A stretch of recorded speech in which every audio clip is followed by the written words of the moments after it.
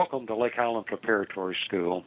Our office hours are Monday through Friday from 8 a.m. to 4 p.m. If you know your party's four-digit extension, please dial it now. For our listing of extensions,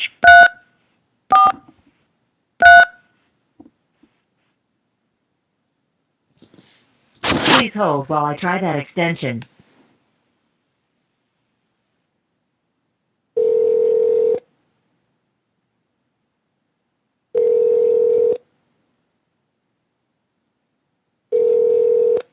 This is Candace. Hi, Candace. It's Amy Kasher calling. How are you? Hi, Amy. I'm good. How are you? I'm good. I'm going to conference in Dr. Sachedina, but I just wanted to thank you for taking the time to jot down your answers and send them to me. They really moved me. Good. So we're so lucky to have you on our podcast today. Well, thank you. I hope I can be natural in my reading. I'm sure you will be. And did you have any questions before I conference in Dr. Sachedina? Yeah, like when does this air or where and that kind of thing? Oh yeah, so we'll be we tend not to edit them unless there's some major issue. So we tend to have it ready pretty quickly. Obviously, we'll edit out the beginning and the end because there's usually some chatter there. Yeah. And then it will go out on Agendia has a patient-focused website called Know Your Breast Cancer. Okay. And so all of the podcasts get posted there. And then we also post them on the Symphony Sisterhood Facebook page, which I can send you a link to. I don't know if you're on Facebook at all. And then you're welcome to share it if you'd like. And there may be other opportunities for us to share it on various breast cancer blogs. And if you have any ideas, we would also welcome those. You know, also I have a when all this happened, I was invited to a private Facebook page called Breast Friends, so I can tell all those ladies about it as well. Oh, that would be great. Yeah. And again, if you have any other ideas and if I can help out in any way, then definitely forward them along. Okay. Okay, so I'm going to call Dr. Sachedina. Stand by. Okay.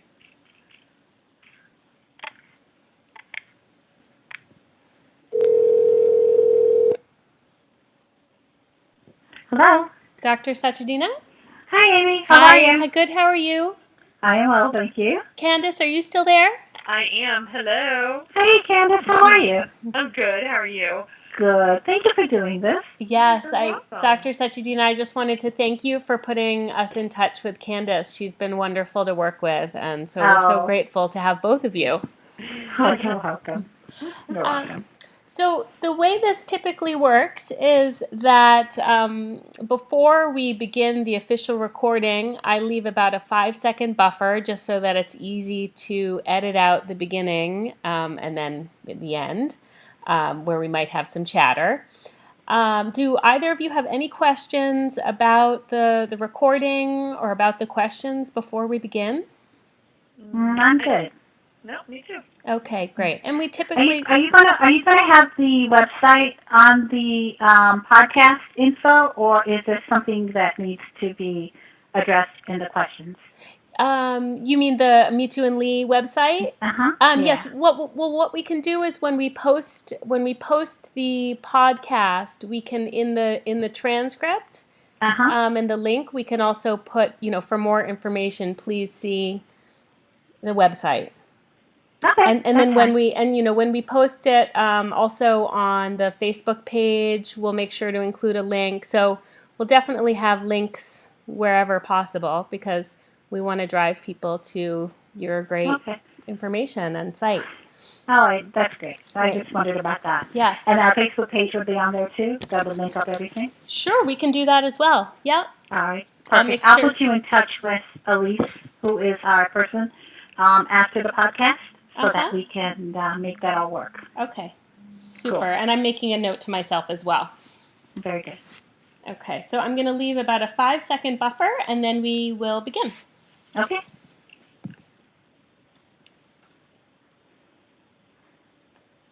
Welcome to Symphony Sisterhood Breast Cancer Dialogues. I'm Amy Kasher.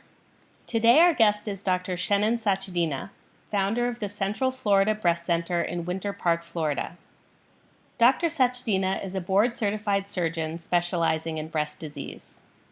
We'll be discussing Dr. Sachedina's children's book, Metu and Lee Learn About Breast Cancer, and talking about how parents can more effectively talk to their children about breast cancer. We'll also be speaking with one of Dr. Sachedina's patients, Candace Watson, about how the Metu and Lee book helped her and her husband in discussions with their children about the disease. Welcome, Dr. Sachedina and Candace. Hi, Amy. Dr. Sachedina, can you please tell us a little bit about why you decided to write Metu and Lee Learn About Breast Cancer? Well, when I started my breast practice in 1996, it was apparent that we were lacking resources for children. And what was really interesting is a lot of my patients would come in with very similar stories. They would have difficulty with their children. The children would be acting up. They would become distant. And what I would do is actually on Fridays, which is my administrative time, I'd have these kids come in and we would talk about what's going on. And the reality was a lot of these kids had the same issues and the same questions. So what I decided to do was I decided to write a book, and this was supposed to be a small book for my practice, which obviously became much more than that, but it was to give families a tool to open dialogue and open a discussion with their kids. And what I had found very clearly is once when these kids were educated, they did really well at home with the diagnosis. Their school grades started to come up. So there was a significant link of how when you educate children, you empower them. So the whole purpose of Metu and Lee was to educate these kids, but also to give parents a tool to actually open a conversation with these children. And the children really do quite well if you educate them. That's wonderful. And can you describe for our listeners the Metu and Lee story and walk us through how the book educates children about breast cancer and helps them with their fears? Well, the Metu and Lee characters are all characters that have a symbolic meaning. If you go on our website, www.metuandlee.com, you will actually find these characters and what they mean. For example, Chemo Commando is a droplet with an attitude. And then you have Radiation Rod, who laser stabs all the bad cells. And all of these characters are actually rooted in medical terminology, which is, for example, in radiation, you are literally laser zapping the bad cells. If you break it down, that's exactly what that is. So what these characters do is simplify and educate at the same time. And these are all things that the kids can relate to, young adults can relate to. And it's very easy to understand. We talked about chemotherapy and what that is. It talks about radiation and what that is, what to expect. And Metu is the little boy and Lee is the girl. And they go through a series of questions that they ask Dr. S. And at the end, you will find a to-do list for families and for what the kids can do and what daddy can do. And then I think overall, it just kind of gives a sense of hope because most people do not die from their breast cancer. And I think it's important for people to realize that. And how do you think most parents without a resource like your book handle discussions about breast cancer with their children? Again, I think it really depends on the children, the age group. A lot of families struggle, and rightfully so. I mean, if you think about it, 1 in 8 women are expected to get breast cancer in their lifetime.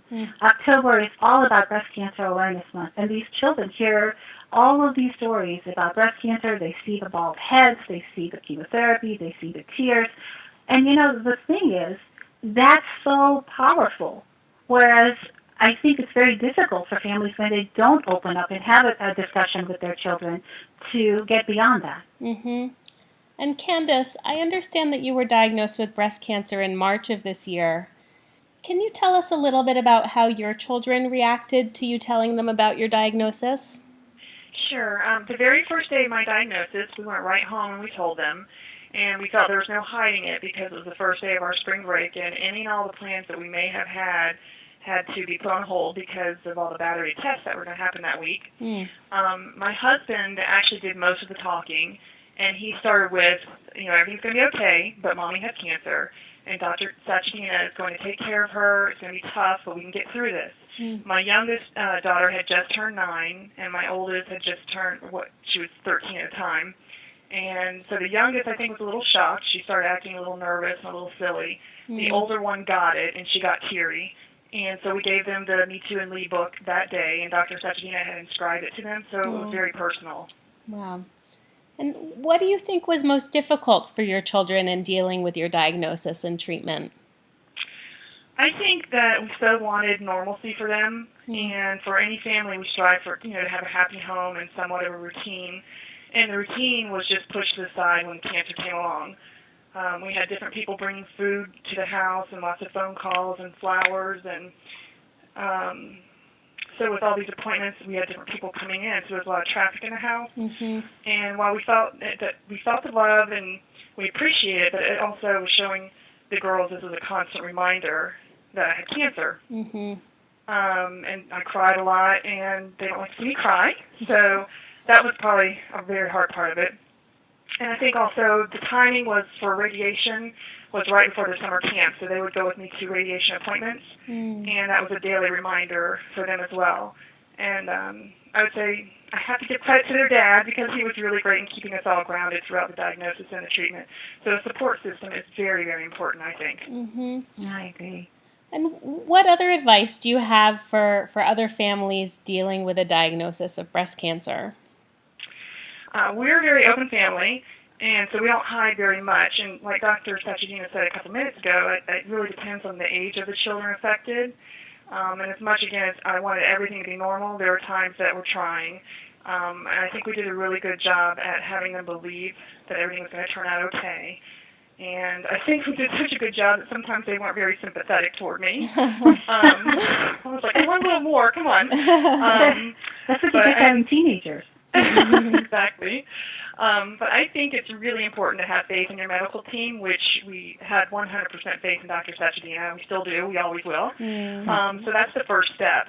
And I think the fact that Dr. Sachedina went an extra mile in her care and concern of children for going about and writing the book, that, of course, my second recommendation would be that I would want to recommend Metu and Lee. And my thing is, I say they can't all have her, but they can have her book. And the last thing I would say is just rally and support and love one another, because we only have so much time together, and we need to appreciate that every single day. And that's true. And Candace has put it perfectly. People get this insight, I think, ultimately when they're diagnosed, and kind of get their priorities in order. The one thing I would say to add to Candace's discussion about keeping a routine, as difficult as it is, I strongly recommend to families that they have to keep a routine, and they still have to have kids accountable for their chores and things like that. It kind of keeps the family in somewhat normalcy, because normalcy is redefined, as Candace said, which I completely agree with. But it's very important, I think, to make sure that kids are accountable for their chores and try to keep them as grounded as possible. And these teenagers, actually, that group, and especially boys, tend to have the most difficult time. And that's kind of something to remember. And so when it comes to those children that are different age groups, I recommend that having the family discussion first, and then having a one-on-one discussion with each child, and having an age-appropriate discussion with them.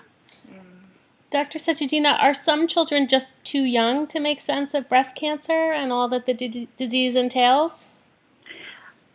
I think age 5 seems to be a good age to start educating them. Kids are a heck of a lot smarter today than they were when I was growing up. But I think they have so much more exposure. I mean, anything from Disney Channel and beyond. And I think going back to October Breast Cancer Awareness Month commercials, the kids watch television, and I think they have a lot of exposure. So I think they do understand. I think age 5 is an appropriate age to actually have a discussion, introduce them to chemo commando, introduce them to radiation rod. I will tell you, a lot of these women actually bring their kids to the office, and these kids will run around and they'll pretend like they're chemo, they'll pretend like they're radiation rod. So but it gives them a sense of empowerment of helping their mom and having a tool to basically vocalize their concerns.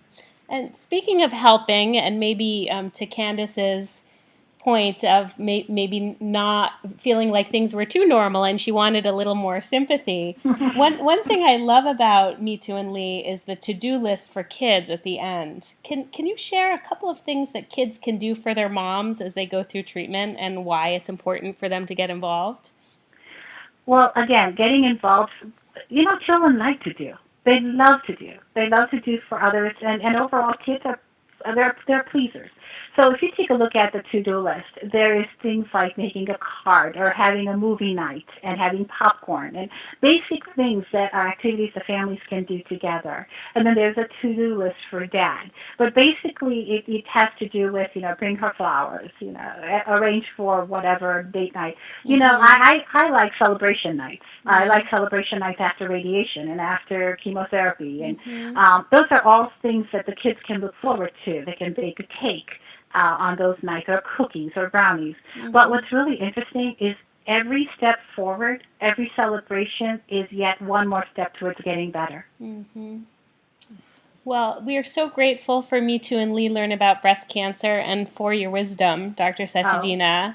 Thank you, Amy. And also for your personal experience, Candace. It's so helpful to hear how we can use this resource to help children and their families handle the challenges of breast cancer diagnosis and treatment. And that concludes our dialogue for today. So thank you so much to both of you. Thank You're you. welcome. Bye-bye.